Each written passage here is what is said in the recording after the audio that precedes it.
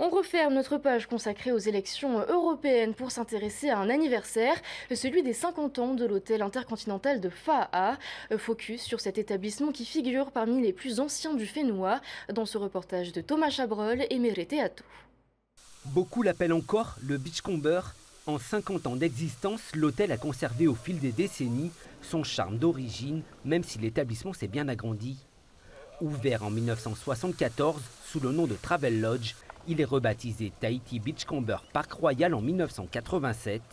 L'hôtel se positionne à cette époque comme une référence du tourisme haut de gamme.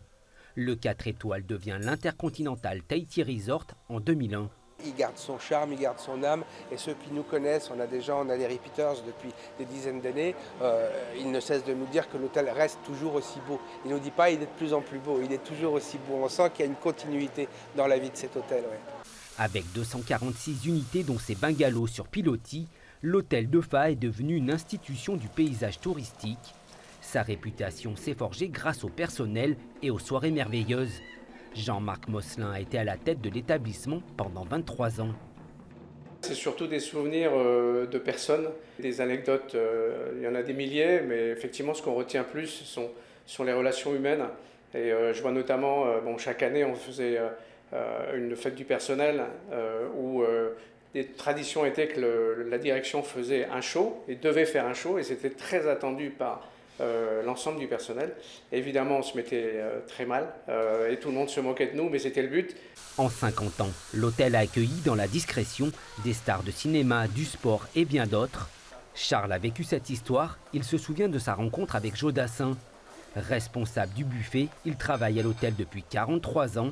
Sa carrière s'est construite au sein de l'établissement. Il prendra sa retraite dans 2 ans. C'est les anecdotes que je me souviens encore, ce sont les buffets de l'Intercontinental, enfin de Travel Lodge dans le temps. C'est les buffets soirées merveilleux, c'est sur la plage, avec l'eau qui coule à côté, c'est vraiment merveilleux. Les danseurs viennent de l'eau, ils sortent de l'eau, mais c'est vraiment magnifique avec Kokoro Tauta dans le temps. Ce personnel de l'ombre est mis en avant grâce à cette exposition de portraits photos. Ses employés écrivent l'histoire de l'Intercontinental Tahiti. Derrière son bar, dans le lobby, Chevalier est l'un des visages que les touristes croisent dès leur arrivée. Il a intégré l'équipe il y a 20 ans. Les choses que j'avais, c'était mon âme de personne où un marquisien l'aimait bien accueillir. Le bureau, il est magnifique. C'est un tour de contrôle.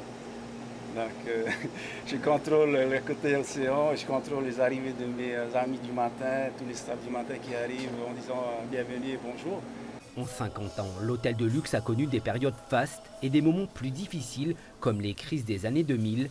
L'établissement s'est toujours adapté, l'une des raisons de sa longévité.